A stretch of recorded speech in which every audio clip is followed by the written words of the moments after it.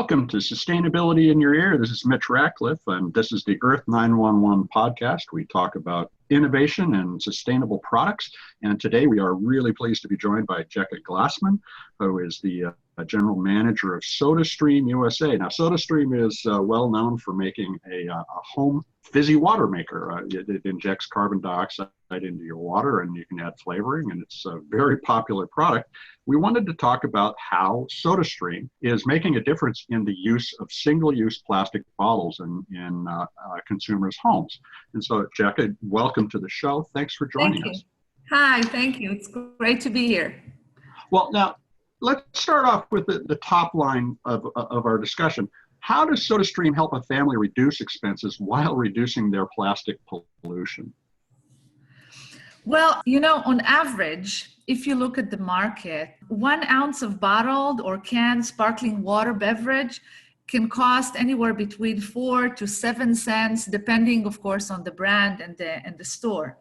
So if you look at an average family that consumes, let's say, 12 cans or bottles per week, this family will be spending anywhere between $300 and $500 per year on those beverages, plus, of course, creating a waste of roughly 600 bottles or cans that will pollute our environment. If we look at SodaStream, making that same quantity of sparkling water will cost 1/10 of that amount. So even if with the initial investment in a Fizzi, one of our machines, let's say the Fizzi, with reusable bottles, flavors, and a carbonator that is currently retailed at around $89, we're still looking at 50% savings per a course of the first year, and even a bigger saving if you're looking at it going forward. So not only the family expenses go down, but obviously the other benefits that come along with our machines and our solution. Well, with the billions of tons of plastic that are going into the oceans, that's a big difference that one family can make on a monthly basis. How, as you looked at the problem of plastic waste, did you design SodaStream sort of to address it, or is this simply a byproduct of a great idea? It's really both. I mean, plastic pollution is, as you said, it's impacting us everywhere.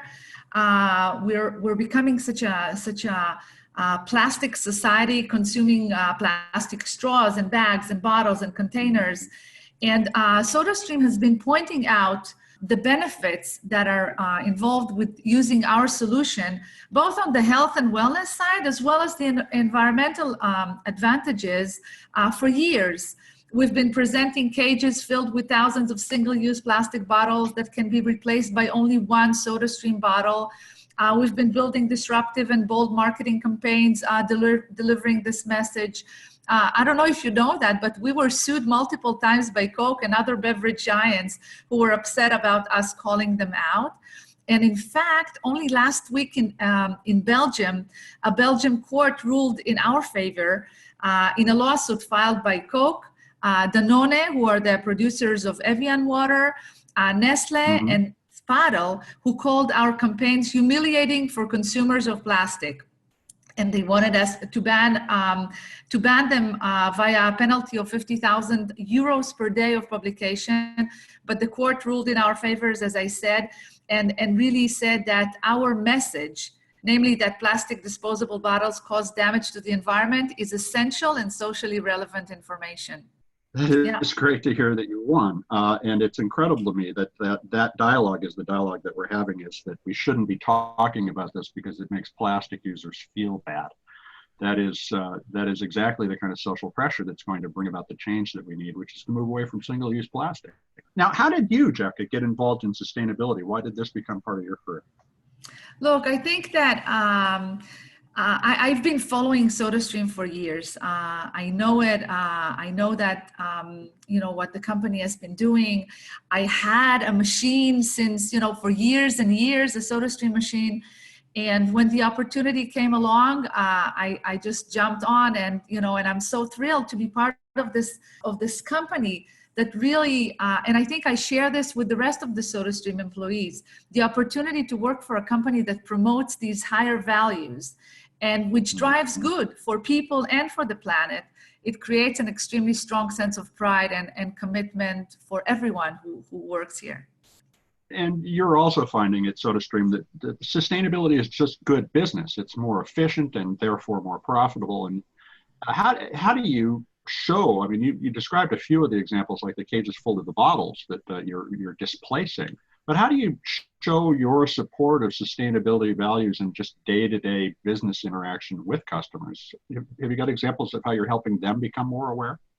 Look, again, we've been, in general, I think SodaStream is a great example of a sustainable alternative to single-use plastic. And we keep on promoting this because every single SodaStream bottle can help the average US family reduce 3,700 bottles and cans from our environment. We are heavily involved in global initiatives to increase the awareness, and we have, and have people join our revolution. We have recently ran an awareness campaign in New York City. We called it the Drowning Liberty, and we called, we called people to join us and liberate America from single-use plastic. We partnered with Oceanic Society in this installation, and we really urge consumers to sign a sustainability pledge and switch to reusable bottles. By the way, this campaign secured over 200 million impressions, and we have tens of thousands of people who signed the pledge, the SodaStream pledge, and we gave away SodaStream bottles, special edition of these bottles for those some of those people. In 2 weeks' time, SodaStream employees from around the world, accompanied by international environmental specialists and 150 local school children, we are going to Honduras and we'll be cleaning the plastic garbage from the shores of the island of Roatan. Today, just today, not far away from the famous Brandenburg Gate in Berlin, we have a plastic monument floating down the river in order to increase the awareness and connect people to our cause. And there's so much more. That's so you're using a combination of the artistic value that an organization can bring, along with all the organizational heft to make those things happen. That's wonderful. Now let's talk a little about your products and their recyclability and reuse. Now you make a variety of different water bottles, reusable water bottles for use with the SodaStream that are BPA free. Are they also recyclable? What should somebody do with one of those when they're done with that individual SodaStream plastic bottle? So as I said, the SodaStream plastic bottles are, they're made from recyclable plastic, but the more important thing is that they're reusable. So as I said, every bottle can replace 3,700 single-use bottles. It has an expiration date, normally roughly around 3 years or so. And the expiration date is really necessary in order to ensure the safety and the strength of the material, because it has to withhold the pressure of the carbonation. However, even after the expiration date is passed, you can still use the bottle for plain bottle, to use it as a bottle for still water. Non-carbonated, right. But just not use it for carbonation purposes. Exactly. And so at the end of life, you can put this into your regular plastic recycling. Exactly. Yes. Yes. Perfect. The other thing that there's several other components, and then you have flavoring bottles, which is actually what makes this so cool, because your soda can be any flavor you want, any time you want it. Now, they come in plastic bottles. I assume they're recyclable, but can you talk a little about the ingredients? Are these healthier than traditional sodas as well? Yes. So I think the key really is the ability to choose and customize the drink according to your preference. This is a huge benefit, whether you prefer it as a classic cola type of flavor or a calorie and sugar-free line that we have of fruit essences. We call them the fruit drops, which, by the way, they come in glass bottles, and our intention and the plan to move all our flavors into glass containers. You can add to the sparkling water just a squeeze of lemon and a raspberry, Or if you feel naughty, you can add a touch of gin. It doesn't matter. You can customize and, you know, do it as you wish. And in fact, you by customizing your own beverage, you can really control the amount of sugar.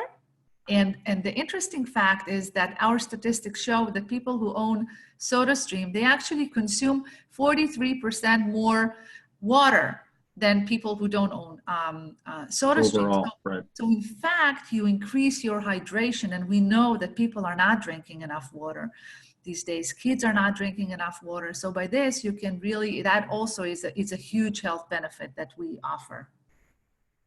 So now I didn't understand that you were going to glass. So, and of course, glass is almost infinitely recyclable. Yes. Do you all have a specific program, or do you just suggest that people put those in their curbside?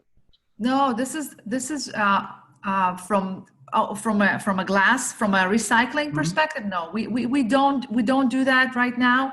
You know, it's something to look into, or use. I think glass and the recycling of glass is Right. much more efficient than the issues we're having with plastic. But moving to glasses, you know, people could use those bottles for other things once they're done with them, so that reuse Absolutely. is another option. Now, then you have the most complex part of the SodaStream is the gas canister, and you have this exchange program, the SodaStream Gas Exchange. How does it work? And so if somebody buys a SodaStream, how do they replace that gas canister, and what's it like? What's the user experience? So the gas carbonators and their exchange program are a perfect example of a sustainable and responsible reuse ecosystem. So a consumer who runs out of gas, he can return his empty carbonator to any of our nationwide retailers, whether it's Target or Bed Bath & Beyond, Walmart, Staples, etc. Or use our own direct exchange program, which is available in certain locations. Then he can get a refill for a 50% off its regular price. Now, the empty cylinder, all of them are being shipped back to our filling station in New Jersey, where they're cleaned, they're tested, and they're refilled with CO2. And then they're being shipped back out to the retail network. So we're really reusing the cylinders all the time. Even the boxes in which the cylinders are being shipped back and forth are designed to support multiple trips. Wow, that's great. Even the boxes, okay.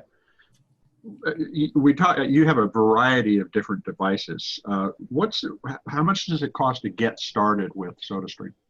So it started, I think the low end price point is roughly around $50, and it goes up to the high end machines with the glass bottles is $179. So this is the range of prices which we offer. So it's really and again, the business case, the return on this investment is a no-brainer. Think about all the benefits that you get. You save money by not spending it on, bottled water or bottled sparkling water. You avoid yourself the hassle of schlepping back and, those bottles and cans to your home. You Right. always have sparkling water. You help the environment, the planet, by saving us from, these extra excessive single-use plastic. You consume a healthier beverage, more water. I mean, everything's good. SodaStream's doing a great job, and it is such a great story to hear that the large soda makers are being told to stop whining about better competition. I mean, essentially, you're coming up with a solution that takes out so much waste. It's fantastic to see.